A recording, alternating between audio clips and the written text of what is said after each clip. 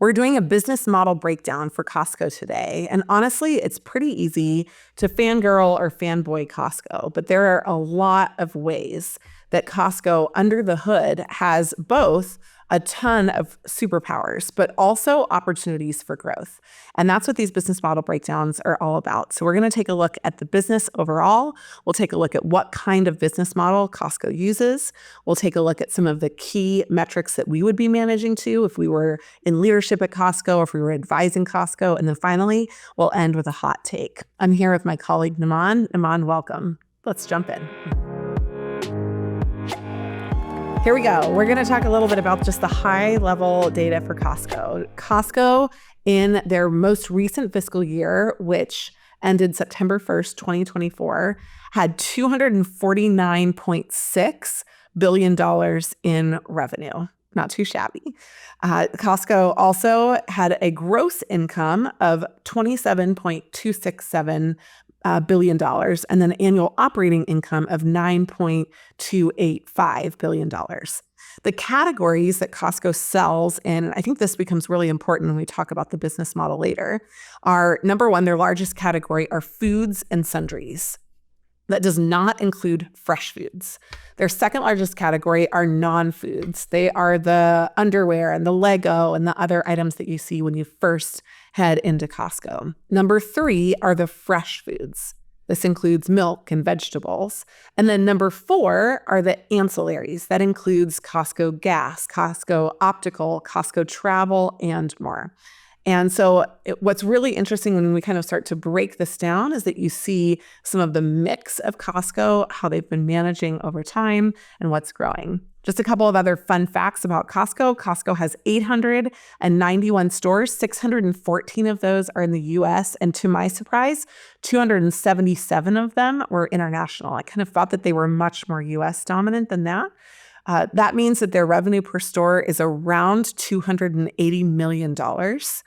And we're going to dive into more of the metrics as we talk through the details. So for now, Namaan, I'll throw it over to you. What's the business model of Costco and why should people care? Yeah, absolutely, January. Costco is a fantastic business. There's a reason it was one of Charlie Munger's favorite businesses. And as we started to take a look at Costco's business model, it became apparent that Costco is primarily a variable cost-based business. And what this means in plain terms is that there's an incremental cost to every product that Costco sells that they have to account for. And so they are really paying attention to margins and pricing on each individual product that they're moving through their stores.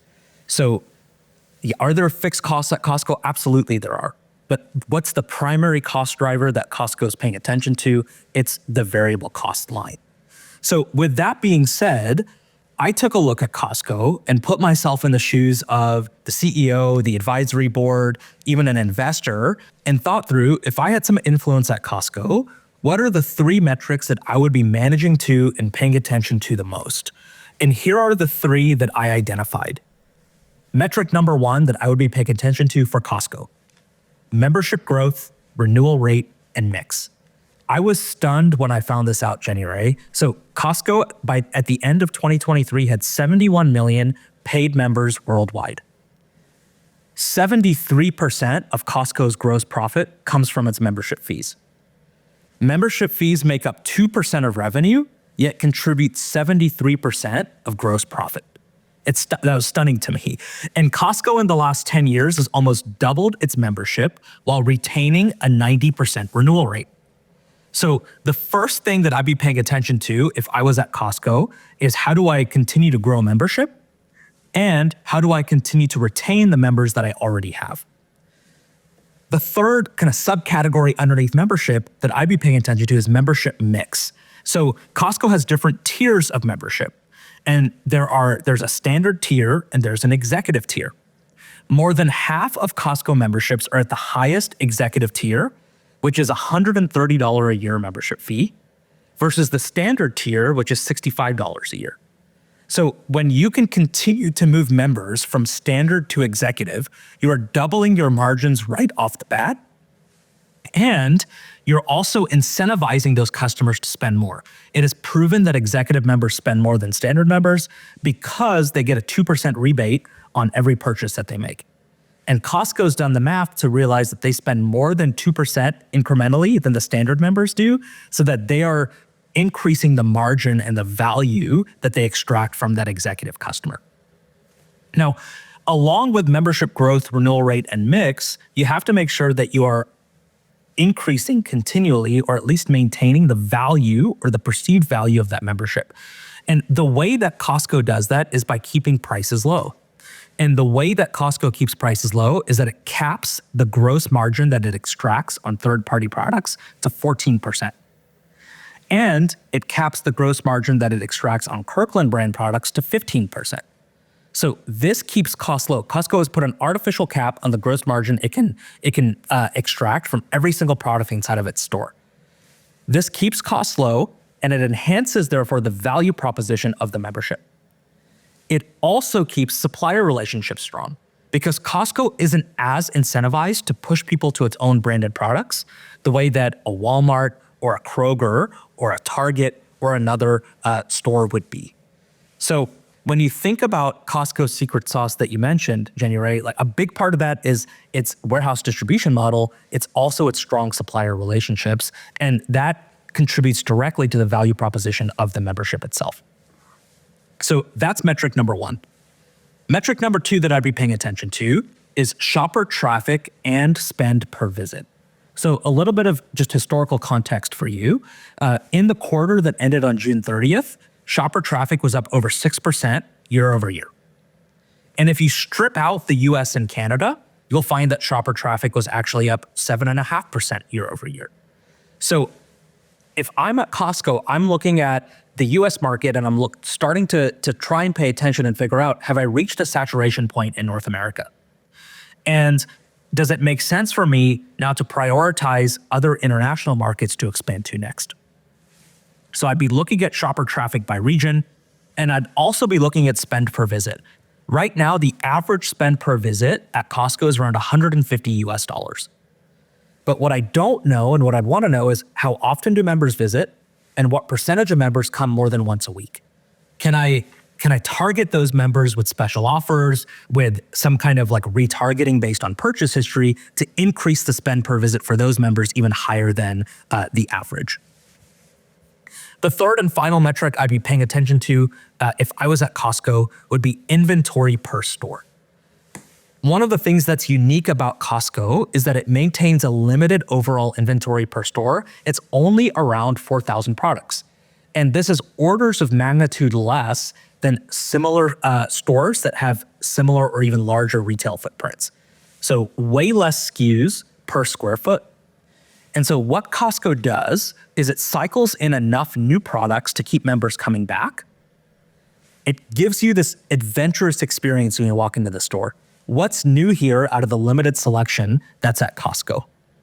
And the metric that Costco uses to determine which products stay and which products don't are really how fast they can cycle through a 30-day inventory cycle. On average, Costco moves an inventory shipment through its stores in around 27 days. So it takes them 27 days to sell a month's worth of procurement. And their suppliers are on net 30 payment terms.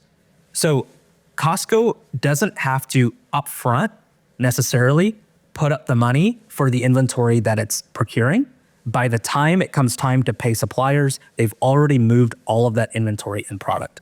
So it minimizes their inventory costs, and they're also technically making a little bit of money on that 3-day float.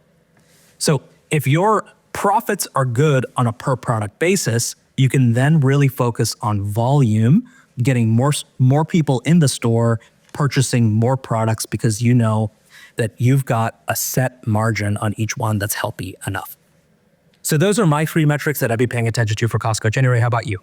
Namaan, like you said before, I think Costco is super misunderstood because I think people look at these big warehouses and they look at the piles of inventory and they think that's a really expensive business to operate, must be a fixed cost business. And I'm really impressed when I look at some of the metrics of Costco on how they have managed to their core metric, which is the gross margin per product. And then therefore, once you've managed that, you have a decent gross margin, you just push volume. You just push volume all day long.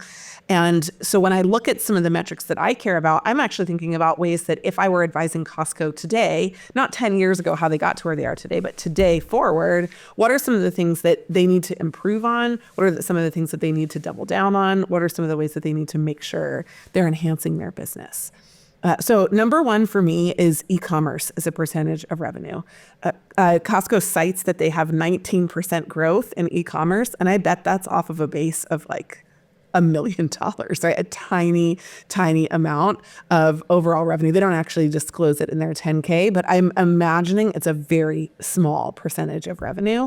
And I think this is a big opportunity for Costco, whether it is buy and reserve to pick up in store, whether it is buy and have a shopper pull it for you and then you pull it at the entrance, whether it is shipped to home. I think there is a major opportunity to enhance the consumer experience and to grow the share of wallet of the things that you're purchasing in your life to get more from Costco. I'm a Costco member and I've only been a member for the last year and a half. I became a member because of their travel program and because of their rental car discounts. I found that they had the most attractive rental car discounts. I do not visit the store incredibly often. I'm not necessarily their typical customer, but I'm drawn in by gas. Oh, I need to grab gas. Costco's a good place to grab gas. And I'm drawn in by the seasonal items, but I'm kept away by the hassle of going through a Costco shopping experience. And so I think there are some customers that they could really gain share of wallet from if they enhance their e-commerce experience. Number two, their profit per item. This isn't something that they're not managing to today, but I think that they're managing each on the each margin basis, but not necessarily on the dollar cost per item basis. And I would like to, understand that 10% of a $4 product is 40 cents. What I'm the most interested in is making sure that people walk out of the store with my 20 and my 30 and my $50 items, because if I'm getting 10, 11 to 15% on every item, I want the more expensive items inside their cart. And so while Costco does, I think, a masterful job having a few loss leaders, I would really optimize my floor plan, my marketing for those more expensive dollar items to try to drive up overall basket size, but recognizing that actually the dollars that they spend are much more important than the percentage margins overall that we get. And if you've already maximized or optimized for percentage margin, you focus on the dollar per item. They don't disclose what the average price per item is. I would estimate from being a Costco shopper that's somewhere in the $10 to $20 range. But again, like then you're just trying to get more of those items in, but you're definitely trying to get a $20 item if I'm picking a $20 item in lieu of a $10 item. The third thing that I think is super interesting that I would manage to is their percentage of what I would call staple versus seasonal items. So if you look at their fresh foods business, that's traditionally going to be a pretty low margin business, probably in the couple percentage range, low, 5 or under percent range. That is, as a whole, their smallest category. But it's also been growing. Their non-foods business, which I would imagine is their highest portion of their business by profit percentage, right? That's where you're going to have your Costco tables that are $50 that cannot cost anywhere near, $42 to $45 to procure for them. You've got, your clothing items, right? Which are probably on the order of a couple of dollars, and then they're passing them off to you for the $20 mark. Those are going to be at the higher end of that margin lane. And I would imagine that the more that I can get somebody to opt into those, the better. So the percentage of staple versus seasonal items, when a customer is walking out of the store, how many things that they come in for regularly that they're rebuying? If they're Costco, the 10 Costco snacks that they always keep in their pantry that they're rebuying every month, and the groceries that they're planning to use and cook for the month versus the things that I got them to buy that they weren't coming in for, that I'm trying to pull quick inventory turns on. And I think that I think they already do a masterful job of that. A lot of write-ups about Costco say, it's about $100 per grocery visit and then $25 to $50 for the extras that you didn't know you wanted before you walked in the store. I think there's still growth opportunity there. And I would really think about how to merchandise, productize, market, and to use these alternative channels. I feel like Costco's offline channels and cross-channel promotions are incredibly weak, and that would really be where I would focus on driving increased basket spend. What are your hot takes, Namaan, on Costco? Do I have a hot take for Costco? I don't know if it's a hot take, but it is a prediction. And it ties into the metric that you mentioned earlier. Costco has a robust US warehouse and distribution system set up that can really drive and facilitate e-commerce growth. And I think what you're going to start seeing in the next 12 to 36 months is that Costco dramatically slows down its expansion of physical stores in the US and reinvests that capital into e-commerce capability. My hot take for Costco is that Costco pickup is going to become a thing. And I don't think this is just because I hope that Costco pickup is going to become a thing. I think that Costco pickup is an opportunity for Costco to utilize their stores to increase their inventory turns even faster than where they are today.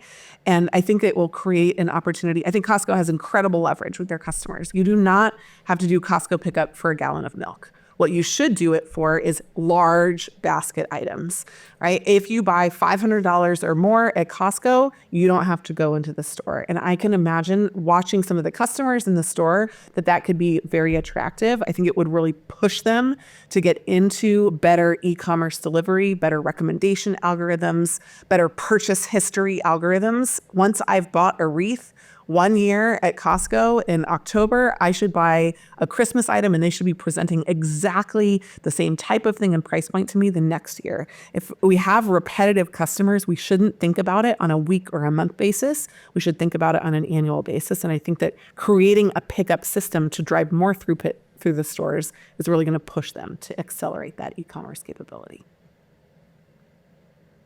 So that's all for Costco. I mean, it's not all for Costco because there's a lot more that we could talk about, but we're curious. What do you think about Costco? Do you like them?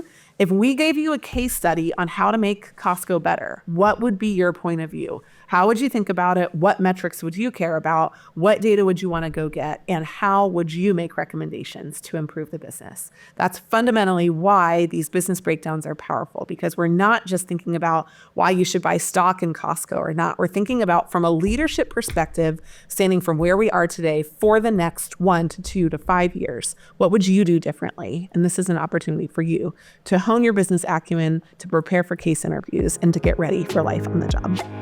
Thanks for joining.